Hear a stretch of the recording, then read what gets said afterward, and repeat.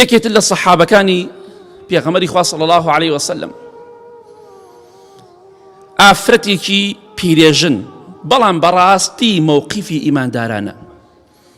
ئەو ئافرەتە ناوی خەنسایە ڕەزای خوای لێ بێت. پیرێژنێک بە ساڵاچوو بەڵام کاتێک کە کاتی خۆی لە جەهالەتا بوو پێشەوی موسڵمان بێت برایەکی بە ناوی سەخرەوە مرد کوژرا. ئیمامی عومەرە فەرمیێ وەڵڵاهی خەنسان بینی لە کاتی جاهیلێت و پێشەوی موسڵمان بێ بە دەوری کەعبەتا تەوافی ئەکرد سەری خۆی پاک تاشی بوو لەبەر براکەی شەو ڕۆژ ئەم خەنسایە دەگریا بۆ براکەی کە کوژرا بوو لە کاتێکا براکەی موسڵمان نەبوو. ئەمە کاتێککە هەردووکیان مشریک و بتپەرستن شەو ڕۆژ ئەم ئافرەتە دەگریا و شیعری بەسەر براکەیدا هەڵەدا چونکە براکەی مردووە براکەی کوژراوە ئەمەندە خۆشەویستی بە براکەی هەبوو. بەڵام کاتێککە موسڵمانە بێ وەکو من و تۆی لێ نایە پێشەوەی نوێژ کات چۆن بووە خەڵکی ئەمڕۆ دوای نوێژەکەش هەرگوو خۆیە پێش حەجەکە و عومرەکە چۆنە دوای حەج و عومرەکەش هەروایە هیچ گۆڕانکاری بەسەرا نایە. ئەڕوا بۆ حەج و عومرە بەس پارەکەی خەسارەکە هیچ گۆڕانکاری بەسەرا نایە. دێ بۆ مزگەوت بەس ماندوونی بوونی بۆ مێنێتەوە. بەڵام سەحابەوان نەبوون وەک ئێمە نەبوون. ئەوان کاریگەری ئەو دینەی خوا بەسەریانەوە هەبوو دینیان بەلاوە خۆشەویست و شیرین بوو. بەڵێ لەم غەزایەدا لە غەزای قادسیە لە ساڵی چواردەی کۆچیدا لە سەردەمی ئیمامی عومەردا ڕەزا و ڕەحمەتی خوایان لێ بێت. بەڵێ کاتێک ئەم جەنگە ڕوو ئەدات بە سەرپەرشتی یەکێک لەوانە کە ئیمامی خالیدی کوڕی وەلیدە ڕەزا و ڕەحمەتی خوای لێ بێت. کاتێکە جەنگ دەست پێ ئەکات ئەم ئافرەتە موسڵمان بووە بەڵام کاتی خۆی جاهیل بۆ زۆر خراپ بووە. چوار کوڕی هەیە تەنها چوار کوڕ هەر چوارەکان پیاون زەلامن هەر چوارەکەیان کۆ کاتەوە لە جەنگی قادسیەدا لە ناو سەحابە و تابعیندا. بەڵێ دەفەرمێ کوڕەکانم کوڕە شیرینەکانم بەخوا هەر چوارەکەتان کوڕی باوکتان هەرۆک چۆن کوڕی دایکتانن بەخوا خیانەتم لە باوکتان نەکردووە بەخوا خاڵۆکانتانم سەرشۆڕ نەکردو و خیانەتم نەکردووە. ئێوە موسڵمان بوون بە دڵی خۆتان کە زۆری لێتان نەکرد. براکانم دێمەش با گۆڕانکاری ئەو دینە بەسەرمانەوە هەبێت. فەرمی کوڕەکانم کوڕە شیرینەکانم هەر چوار کوڕەکەم لە دنیادا بەس ئێوە شک ئەبم تەعوان کوڕ لە برا خۆشەویسترە بەڵام ئینسان کە موسڵمان بوو ئەبی ئەو دینە بیگۆڕێ.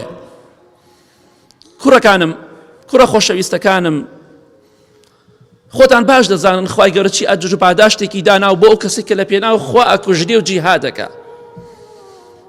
بۆیە کوڕە خۆشەویستەکانم کاتێک بەیانی ئینشاءالله بە سەلامەتی هەڵسان لە خەو بڕۆن لە پێناو خوادا هەر چوارەکەتان بجەنگێن بەڵکو منیش ئەجر و پاداشتێکم دەستکەوێ لای خوا. سبحان الله برایەکی کوژراوە چی دەکا بۆی لە کاتی جاهیلێت و نەزانیە ئێستا موسڵمان بووە ئامادەیە لە پێناو خوادا چوار کوڕی خۆی ببەخشێ. ئێمە لە پێناو خوادا ناتوانین 5,000 ببەخشین زۆر بەمان. دەی یەکەیەکە کوڕەکانی بەڕێ دەکا بۆ جەنگ بڕۆنە پێشەوە لەگەڵ سەحابەدا بجەنگێن دژی دژمنانی خوا بجەنگێن. بەڵێ بەخوا ئینسان ئەمانە دەبیستێ شەرمەزارە بێ شەرمەزار هەست بە شەرمەزاری دەکا خوا غەزەبمان لێ نەگرێت خوا ئێمە چین خوا تەقوامان ئیمانمان زەعیف بووە لاواز بووە نوێژەکانمان پێ ناکرێت لە کاتی خۆیدا خوشکەکان ئامادەنین لە پێناو خوادا خۆیان داپۆشن. ئەو خوشکە پیرێژنەش ئامادەیە لە پێناو خوادا چوار جگەر گۆشەی خۆی ببەخشێ لە کاتێکا غەیری ئەو کەسیشی دێ نە پیاوی هەیە نە کوڕی تری هەیە نە کچیشی هەیە. ئەوە ئیمانە ئەو کاریگەری ئەو دینەی خوایە بەسەرتەوە. بەڵێ دەفەرمێت یەکەیەکە کوڕەکانی بەڕێ کرد و خواحافیزی لێیان کرد هەر چوارەکەیان کوژران لەو جەنگەدا خوای گەورە بە شەهیدان قبوڵ کە. کاتێککە هەواڵی هەر چوار کوڕەکەی بۆ هات نەسەری خۆی تاشی وەکو پێش نەک هاوار و شیوەنی کرد چکە ئیمام عومەر فەرمی ئەم بینی ئەیدا لە ڕومەتی خۆی لە کەعبە سەری تاشی بۆ ڕومەتی خۆیان ئاوای هێناوە خوارەوە بۆ براکەی. بەڵام فەرمی چی كاتك هوالي بوهات فرمي الحمد لله الذي شرفني بقتلهم وأرجو من ربي أن يجمعني بهم في مستقر رحمته.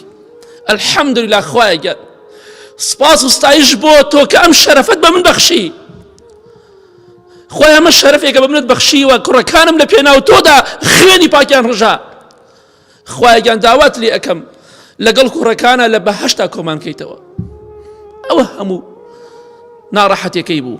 تەنها لە پێناو خوادا سەیری کە ئینسانی مسلمان چۆن دەگۆڕێ، ئەو دینە چۆن کاریگەری بەسەری وە هەیە. بەڵام ئێمە چونکە خراپین، کوا کاریگەرین دین بەسەر خۆمانەوە، بەسەر ژنمانەوە، بەسەر کچمانەوە، بەسەر خوشکمانەوە، بەسەر دراوسێ کۆمەلگامانەوە، بەسەر بازاڕەوە.